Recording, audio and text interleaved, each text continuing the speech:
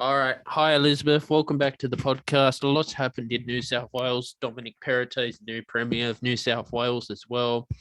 I've been listening to Fox News, Sky News, as well as my chosen news media.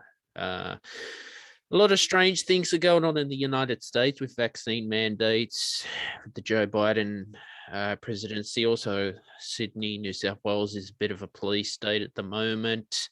We've got an election coming up next year as well. But there's a lot to be excited for on the Stephen Shields radio show for 2022 and on YouTube and yourself. So how have you been since we last spoke? Yeah, been good, been busy. Mhm. We've got similar sort of issues, of course, with um, being having a lot of people Mm. demonstrating, anti-vaxxers demonstrating. So we've had a lot of police forces. We've had a lot of discussions about whether the police need to get um, uh, they're getting vaccinated, but whether they need to get counselling for people who are abusing them. Mm. And so this is a big problem here. We've had it. You think you've got it bad? We've had a change of government like Italy. It's Is it a been right wing or a left wing government? it's like left, right, left. It's right. So So it's who's stable now. who's in power? Is it? I don't know. Well, we had Kurz was the chancellor up until I think it was 2 months ago. Mm. Then we had another guy come in, and he was there for 2 months because it wasn't working out.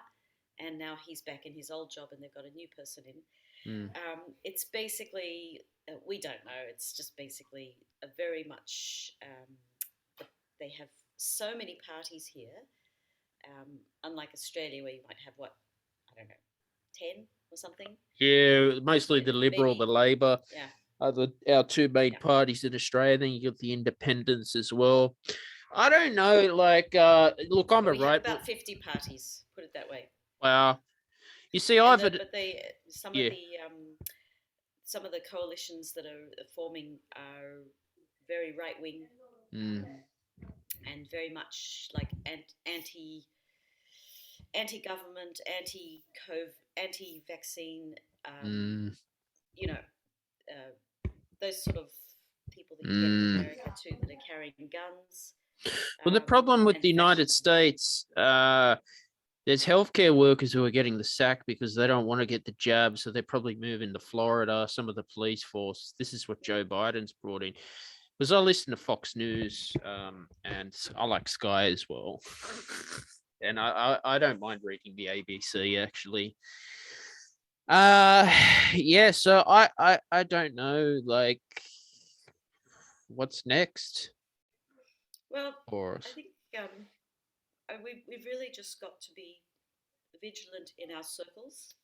I was just looking at there's a woman named Jane Elliott, and she's Mm. been around for many years since the 50s, where she did an experiment, brown eyes, blue eyes, and she basically asked, to put it in a nutshell, because it's if you look her up, she's fantastic. But her experiments through from children through to corporate businesses was the idea was put yourself in someone else's shoes Mm. and don't assume anything, and know that a lot of the things that you think you believe and you trust are um, are structured so that you'll trust them. So Mm. people saying people um, who aren't white are not as smart as people who are that sort of people Mm. that kind of thing, racism and sexism, women are not as smart as men, all this stuff. Mm. The systems establish this. Um, And I think what's Mm. happening now is that in our circles, in our own little circles, because they've become smaller and smaller, the bubbles with the COVID, um, we've found that we're talking to our circles more about these important issues, and we're seeing within our own circles people coming out of this position and not being aligned with your own position, or revealing their unwillingness to move ahead, to progress. So here's and the find new information. there was a professor at UCLA was told this was last year during Black Lives Matter that he had to give, I say the word black students the benefit of the doubt, a pass. Now, he didn't want to do that. And this is at UCLA. I think it's in Los Angeles or something. I don't know, the dean, I don't know, stood him down and he's ended up suing the university for that. Mm-hmm. And I'm listening to this on Fox and I think, what the fuck's going on? Why Yeah, does the well, university want to do that? first of all, you're listening to Fox, so what can I say? But it is that there is an element. There are many elements of truth here. When I was lecturing, I was an graduate assistant at Michigan State, which is right near. We had a lot of students come from Detroit, and a lot of them were black. And I'd get into my class. I'd have, because I was as an assistant, I gave seminars of like 60 students sometimes, and I'd go in, and every week I'd go in and going, well, okay, two things. First of all, if I piss off one of these students, they're going to complain. Are you for real? Yeah, if I piss them off enough and they've had a bad enough day, they're going to pull a gun. And this is not hyperbole. This was not catastrophizing. This was what actually had happened to people, not to me, thankfully. But I had black students come up to me and say, "You gave me a bad grade.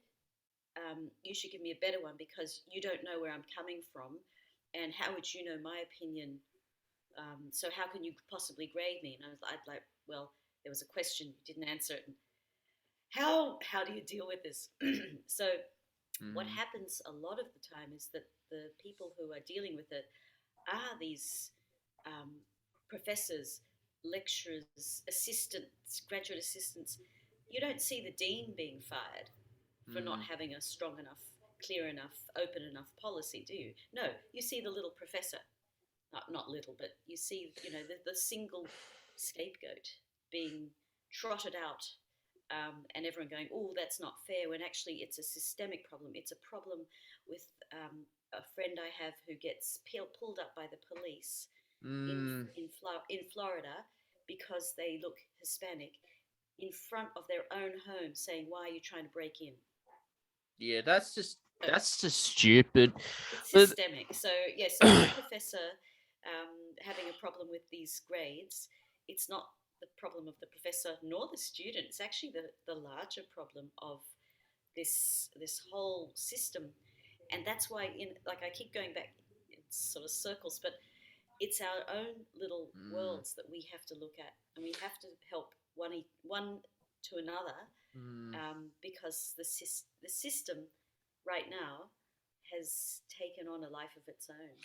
the problem So I I think, find, yeah, university grades should not be based around your race, disability, background, etc. I mean, it's an academic level, and well, what are you there to do? You're there to answer the question, Elizabeth, and pass, credit, distinction, etc., etc. I think, well, yeah. if you're given But if you're given a how do you? pass Sorry. or a 50 in my scenario, I'll be very happy because I get through the unit. Now, it's an academic level, of course. Now, I just found that weird and a little off. Now, this professor is suing the university, and look, good on him for He has standing to. up for his He actually rights. doesn't have a choice. Yeah, It's not like yeah, he wants to. yeah. He has to. If he doesn't, Mm, then it's not going to show well on his resume. mm, It's not going to show. It's like a nasty group effort. mm. And what is sad is that, yeah, he's been put in a situation where he must sue, rather than saying, can we talk this through? Because there's no non-legal way out of this now, because the society is so litigious, and it's the same in Australia. It's a very litigious society. Um, but and the thing is about the whole idea of academic standards yes, it's all very nice, and that's ideal to say that it should be about how, you know, um, how well you work, how, you know, hard you work, how much you apply yourself, um, how sensible you have done your choosing of your subjects that's suitable to you, how good your advisors are. But it also boils back to how much money you have, how much family support you have. There are people who are doing poorly at school because they can't afford to go to school. And especially homeschooling. Yes, I was going to mention Yeah, that. exactly. Now, And I yeah, I said to and also my having to do second jobs, you know. Elizabeth, I said to my grandma, how can you go to homeschool if you can't afford the internet? How are you supposed to learn? Good What do you question. have? Do you have to get an audio recorder or what? I don't know. It was on Dr. Phil, because of What homeschooling. the internet companies do, Yeah, I think I have the answer to this. go for it. Um, what they do is because the internet is so pervasive and everything is about making money on the internet, Mm, they will make, wherever you live, they will make the internet just affordable so mm, that everyone has it. Okay, well, it's only worth, you know, maybe if you're in a very poor town somewhere where you have, you know, lots of people but very poor, um, mm. like say in India or somewhere in Oh China yeah, or certain parts of America, and even to some extent certain parts of Australia, I'm sure, certainly Europe, in Eastern Europe. yeah, The companies will bring the price just to the level where you say, well, it's only a cup of coffee in my country every day. yeah. It's like having a Coke, or it's just a can of Coke, or Mm, it's not that much every day. And so they bring it to that because they can afford to do that, because they know if they access that person's going to be pumping in all their personal information, pumping in all these clicks and clickbait and all this sort of thing, mm, and they're going to get more advertising, get more revenue, and keep the ball rolling. Now, when it comes to little places in Australia, I mean, what are the I don't know what's going on with the small towns, but a lot of those small towns didn't close anyway, did they, during the mm. pandemic? Not a lot. Not in the outback, I think. And so, and as far as the homeschooling, it's really only very uh, right wing Christian, like those Mm, really hardcore Christian brethrens and those mm, sort of people who are actually doing homeschooling, and they've got plenty of funding. mm. There's no shortage of money when it comes to Christian homeschooling. So Yeah. I don't know. It's maybe not such a problem with the internet because um, there's always that provision to Mm, get that happening. One thing that does happen, though, I know, is that a lot of people will, during the pandemic, they've had to share their computers, mm, and that's a problem because if you've got somebody who's on the computer 4 hours a day and you've got to share it with somebody, how's that going to work? mm. It's like you take what 9 till 12, and I'll take 12 till 4, but classes can't be arranged like that. So No. inevitably, people are missing out somewhere along the line. Well, then kids can't go to school. They have to do Yeah, it the old-fashioned way with a textbook. yeah. Textbooks, talking, Mm, the phone, yeah. um, going outside and doing learning from, you know, forests and that sort of thing, outdoors. Or In Austria, there are Waldkindergarten. So they have yeah. these kindergartens that are based in forests Mm-hmm. and all year round. Doesn't matter, rain or shine. They are basically outdoors all day Mm, for the first 5 years of their life. mm-hmm. It's just outdoors the whole time, Mm, and people love this idea of kids just living outside because they said they learn so much more from watching an insect crawl up a tree mm, than watching a mouse crawl up a computer screen. mm. So there's nature. We can always learn from nature. All the time. All the Yeah, time. but anyway, getting back to more pleasant issues. Yeah. um, it's been a couple of months. We've just coming to the end of our fourth lockdown. Oh, Um, fourth yeah, again. yeah. We've Oh had a my month. god. It started beginning of December, so a 3-week lockdown. Mm. But they're making it so easy here to get vaccinations. I've got my booster. John got his booster yesterday. We're all free testing, free vaccination. It's all just like so easy. We just walk down the road and get vaccinated. It's just so easy, or tested. And but we've still had this lockdown. So there have been like about, I don't know, 4 or 5 gigs that were cancelled. And all the Christmas gigs that are coming up, they've all kind of been like, we'll wait and see, you know. So yeah, I just lost heaps of gigs, and they're all the gigs that I wanted to do. All these performances were things I was looking forward to. It's like, they weren't just like, oh, I better do it because it's the money and it's a good connection, blah blah blah. There were actually ones that I had said, yes, this is exactly what I want to do. This is just perfect gig for me. What a joy, you know. But no, all that. But there were a lot of online things. I think I did tell you I was in the finalists for it was called Klangwerk Festival, anyway, it was a sound festival, and I was chosen of 5 of 50 people to be selected, and that was fantastic, and that was all online, and then we performed, and then I think I'd already told you about the world premiere of our short film. Mm-hmm. Yeah, I think I had. And so that's happened. And then there were a couple of other online things that have happened. And in fact, that's been quite busy. There's been something going on online for quite a while. And it's not surprising in the sense that obviously that's where things have to go.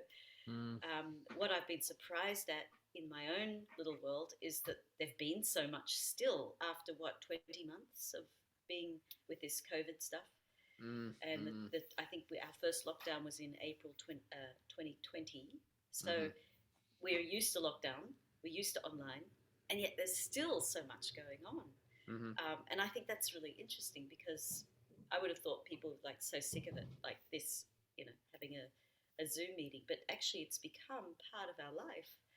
And it's even people who have the musicians have been the ones who've said, oh, it's terrible, you can't play on Zoom, you can't play on Skype, and we'll find all these other ways. No, that doesn't work. And you know, all these problems, people have overcoming them left, right and centre. And so you see people coming up with very clever and interesting and novel ways of dealing with how to play in a group, in an ensemble, how to put together videos together, you know, while they can't even be together because they're stuck in different countries or something. So I think there are lots of little things that have happened that have been really, really fun. I mean, this painting behind, I did this during one of, because I host these free improv sessions every week, and they're online through Zoom, and people from all over the world play, dance, do poetry, whatever, all totally free, and we just start the session and go until the end. There are really no rules except just be respectful. And one day I decided to paint instead, so during the session I managed to create this masterpiece. Nice. Based on the what I was listening to. Are you going to sell it? I hope so. It's up for sale. And so yeah, it was really fun because normally I play, but occasionally I'll just do some drawing, and that would not have happened. That the structure of it, because it was improvised music, there was no structure in my head to start it off. Normally, you know, my art is very like, I've got a plan, I've got an idea. Don't waste time doodling or, you know, wasting product or, you know, materials or whatever. Just get it done and really focus on what you want to do. So this was really fun. It's like, where do I start? I'll just go anywhere. What color? Just any color. And so it was a really fun way to express this.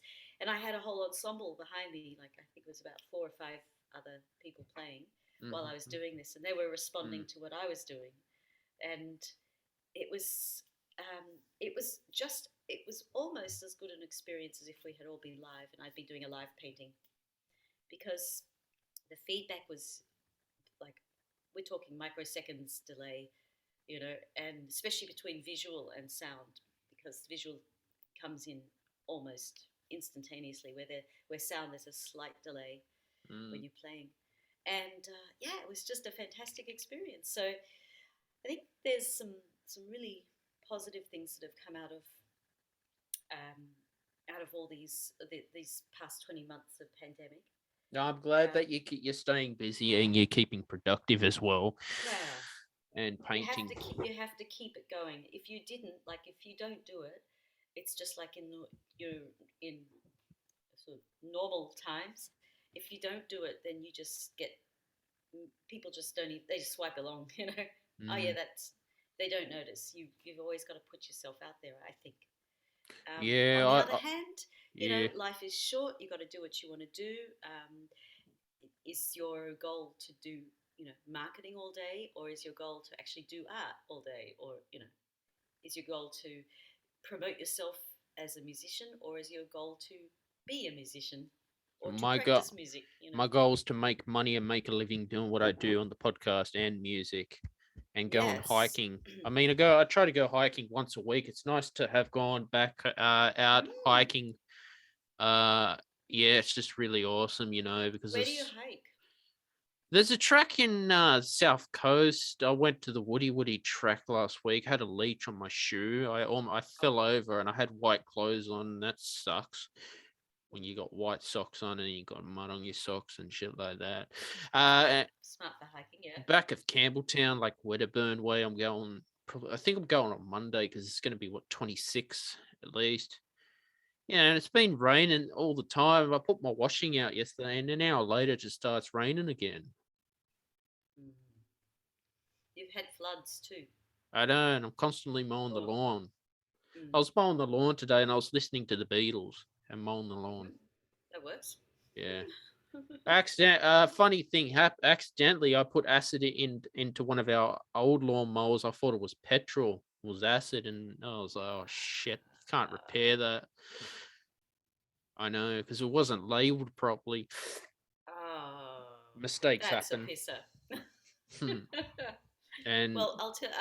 Yesterday, because it's been snowing. Oh, you're lucky. I wish it would snow here. Well, it's all very lucky until you slip on black ice when you're riding a bike. Do you play ice hockey? Careful.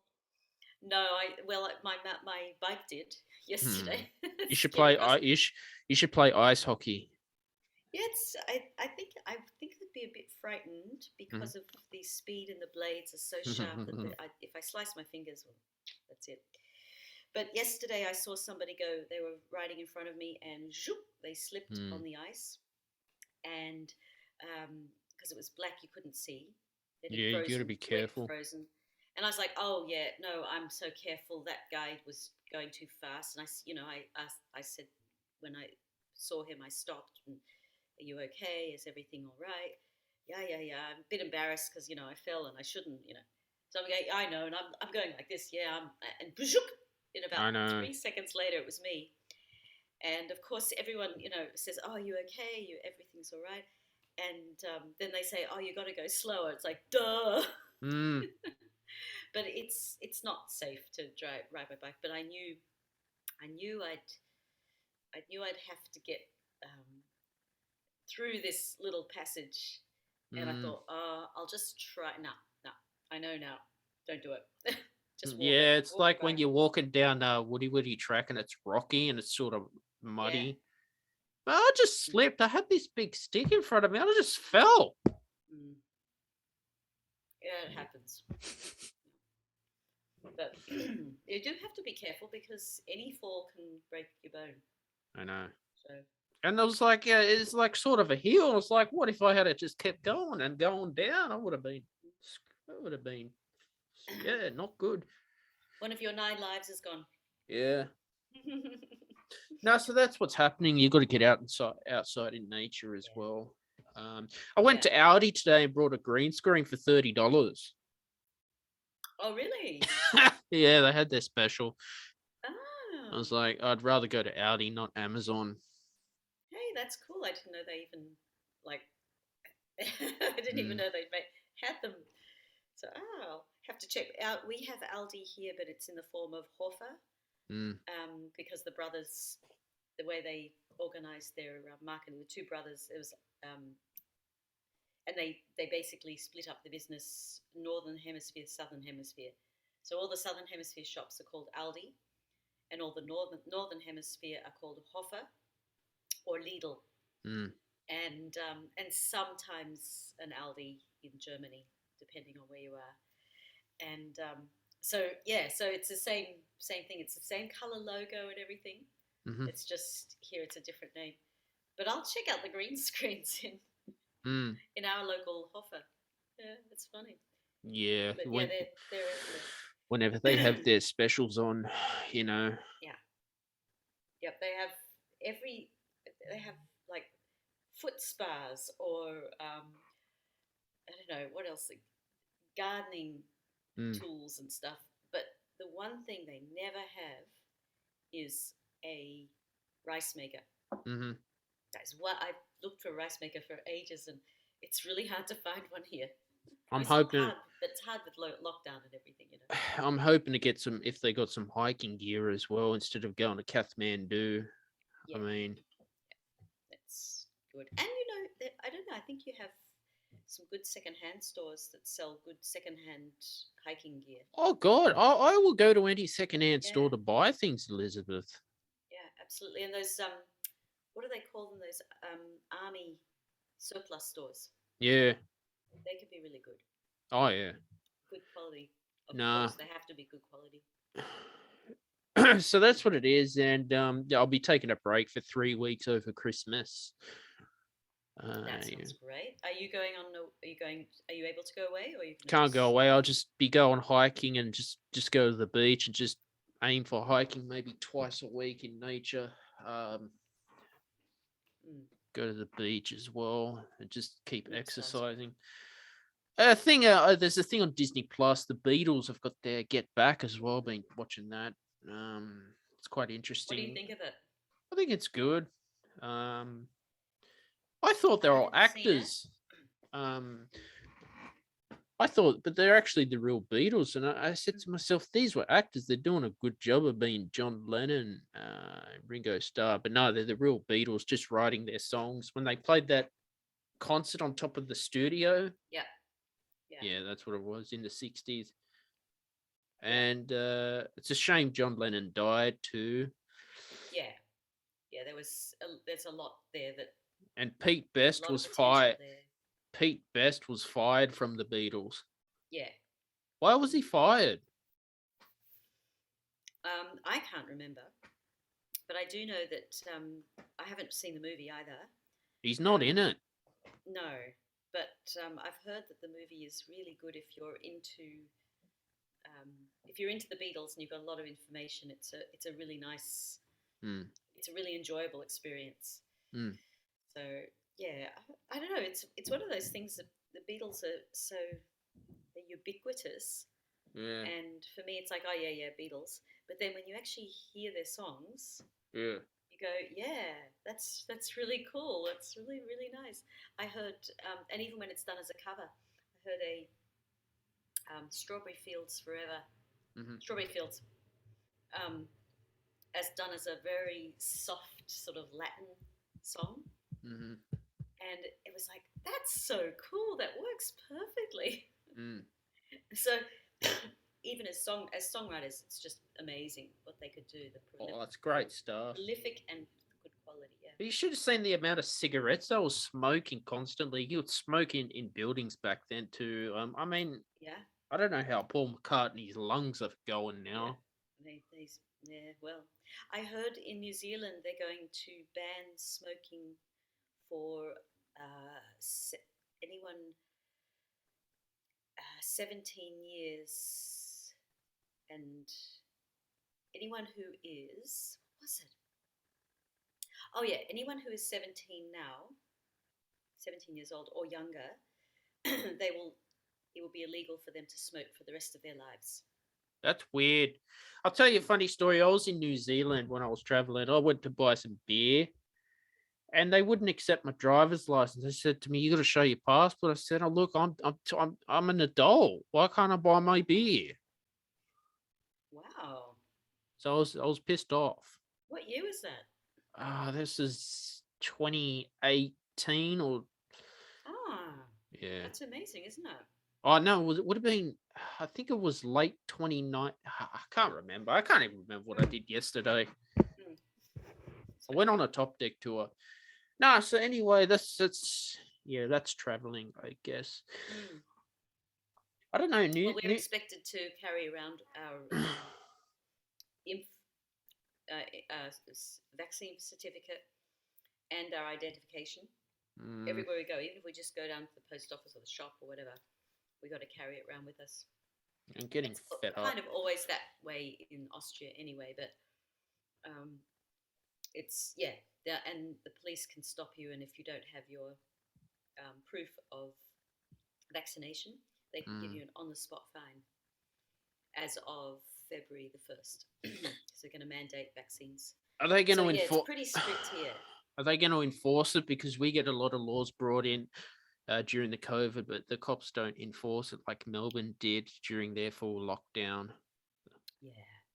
I think this one they will start to enforce it because they've already told people if you don't do it, this is going to be the fine you'll get, and they'll just bill people. They'll just send people these fines in the mail, and then the police will come around to your house if you haven't paid them. I mean, police will come around to your house. That's the thing here. They'll do that. And sometimes they'll come around for things like, we've got this really silly rule here. It's built into every country, but the way they do it here is a bit silly. When you move to a new place, you have to register your TV or radio. And if you don't have plus yourself, of course, if you don't have a TV or radio, you just simply cross the box and say, I don't have one, so therefore I don't have to pay. But if you do have one, you have to pay 300 euros a year for your TV service. And that's not for Netflix or anything. That's just because you have a TV in your living room. And if you lie and you say, oh, no, I don't have one, all they can do is come to your house to ask to see if you have a TV, to inspect it. And technically, they're not allowed to just come in, but they can issue you a warrant for inspection. Over a TV? A TV. It could be sitting in the cupboard, not being used. And radio too. And of course, everyone just says, well, not everyone. A lot of people say yes because they just are so used to pay the fee. I got my TV, no problem. And also a lot of people are using computers now, so they don't need a TV. But a lot of people do have TV, so they're getting money out of this extra little scam, basically. Is this the government scamming? Mm-hmm. Is this from the left or the right? This is it's probably from the right, I'd imagine, but it's been in for years. It's been since the beginning of TV. And basically the idea is that it would make sure that the quality of service is very good. See, you guys have always had much better quality internet than Australia for some reason. Yeah, what's it like right now? Oh, it's pretty good with NBN, but it's not super high speed what you guys would have. Yeah, ours has been really good. That has one advantage of having such a large group of people in a small space, because obviously their connections can be shorter. They've got more money for the infrastructure. They've got a bigger sales number of people using it. So yeah, internet's not super cheap here, but it's all manageable. But yeah, it's pretty quick. And the things you can do on a computer, like I know with my old computer before, you'd sit there and you'd wait and wait and wait in Australia, and go, that'll probably be another half hour, but it could be 2 hours, but it could be 20 minutes, who knows? But here you get something done, you go, and it says it's going to be done in 6 minutes, and it will be done in 6 minutes. It's like, it's really good. Yes, touch wood. I haven't. My computer hasn't crashed since I got it. This Good one on that you. I'm using. So yeah, it's been fabulous. That part of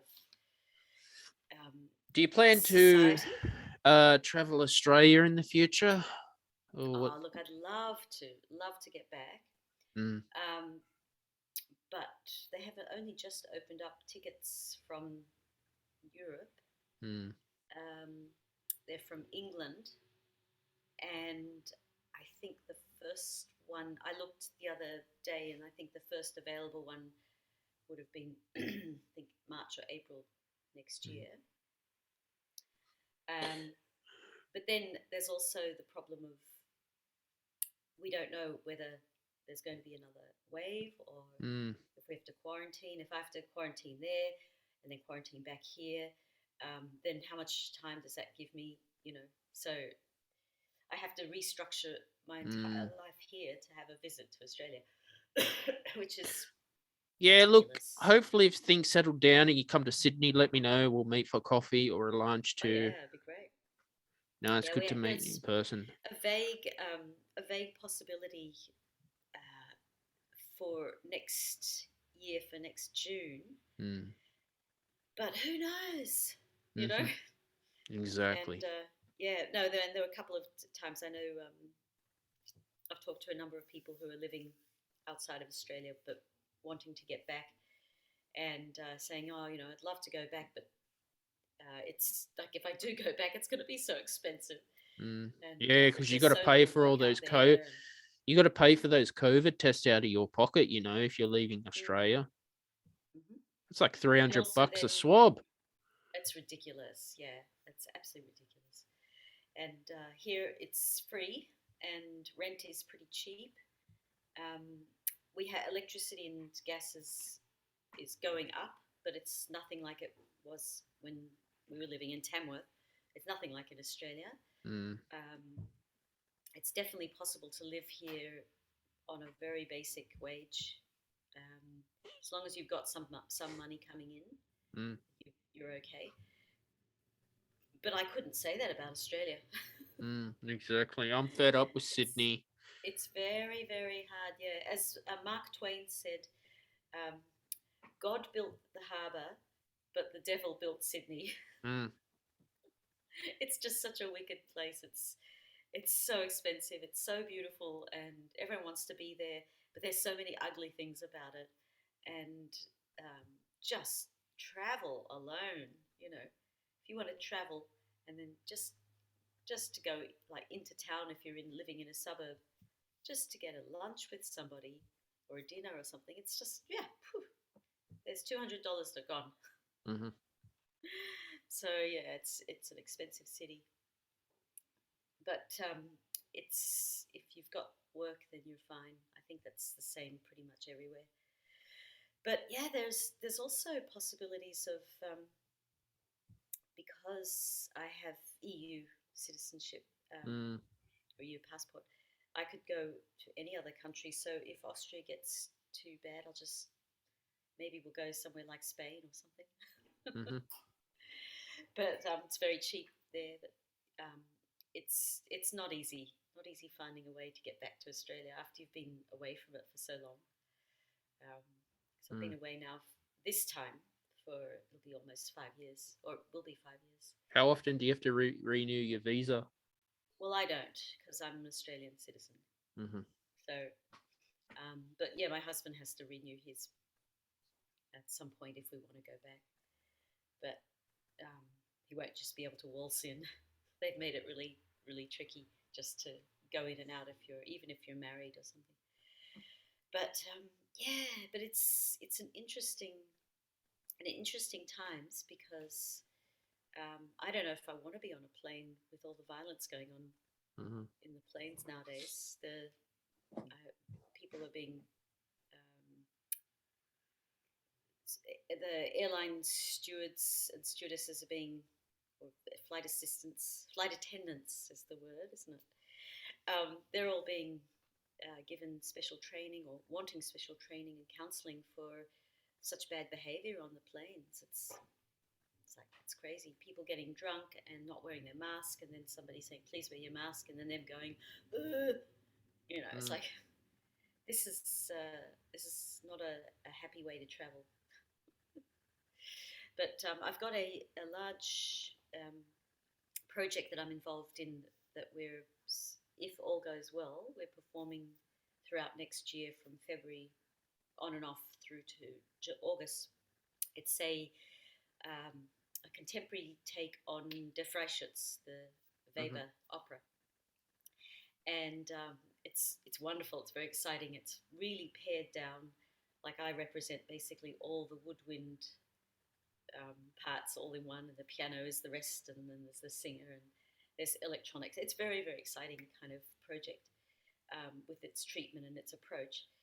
But we've been, because some of us live in Vienna and some of us live in Graz, which is a couple of hours distance away, we've had to travel. And of course, that's just like, it's only 2 hours by train, but that's 2 hours of going, am I going to be infected?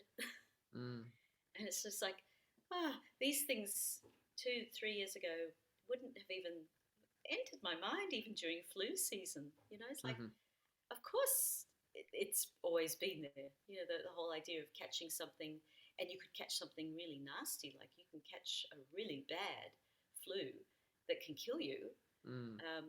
If you run down and you get a lot of that virus on you,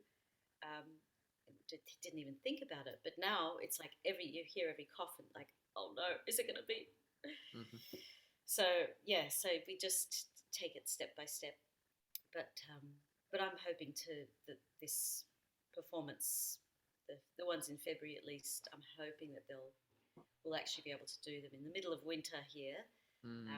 It'll be an absolute amazing thing if we can actually get these done and not have another lockdown. So we'll wait and see. Yeah, wait and see. Yeah, you're coming into summer, so.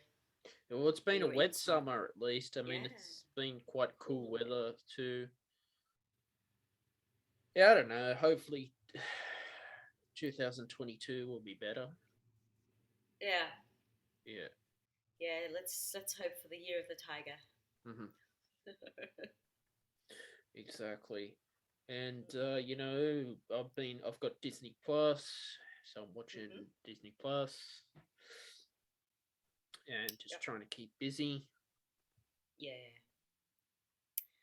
we'll keep you hiking up. That's good for your health and good for your spirit as well. Always good to do the hikes. And it's a very strange world we live in right now. I know. But we do what we can. Exactly. Yeah.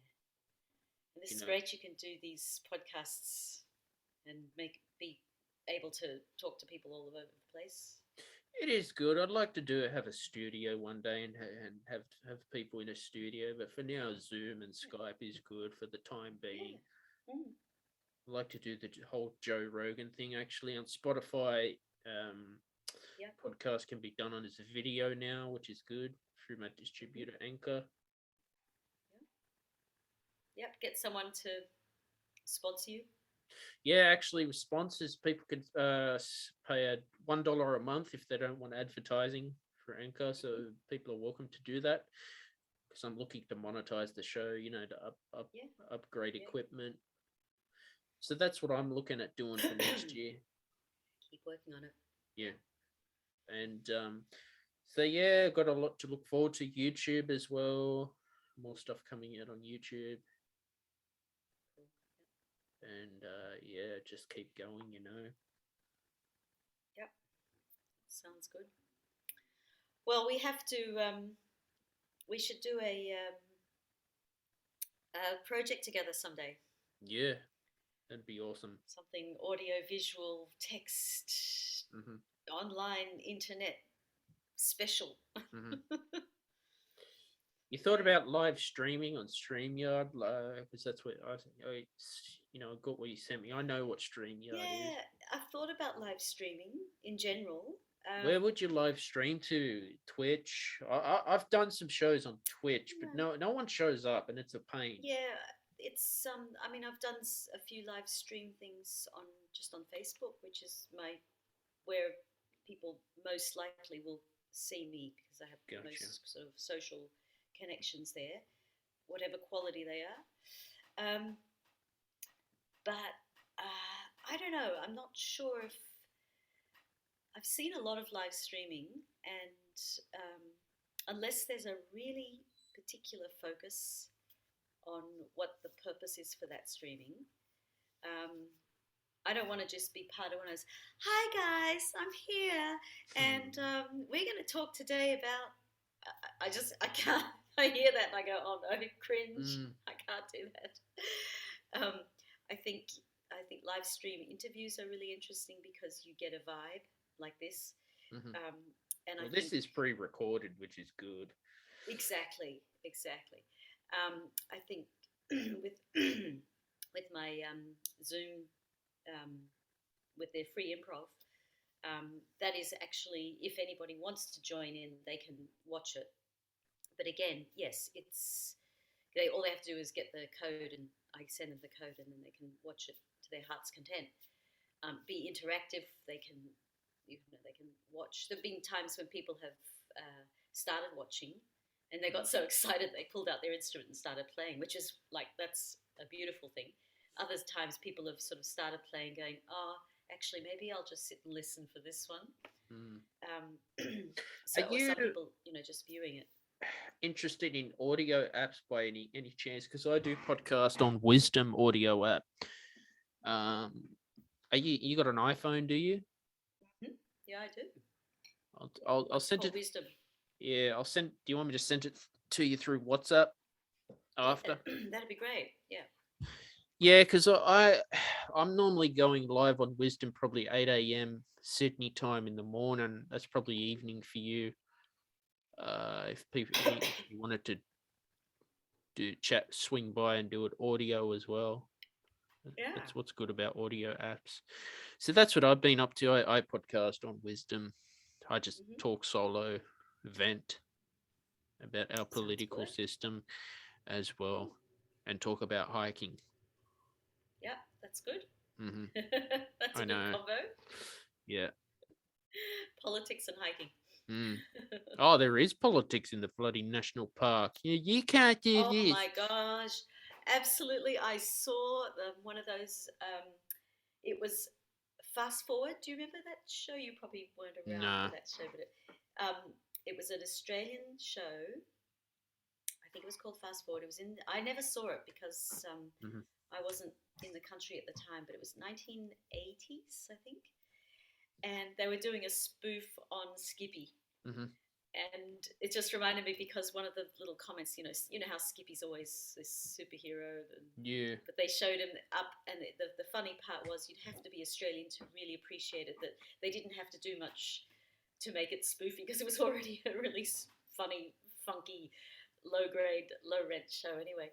But at one point they say, oh, Skippy, what is it? Oh, in the forest. Oh, well, we'll have to get a permit for that. It's like, I know. And you know exactly what it means. It doesn't, you wouldn't know that if you're an Austrian. You would have totally missed that that idea of, oh, well, we can't go in the forest until we get a permit for that.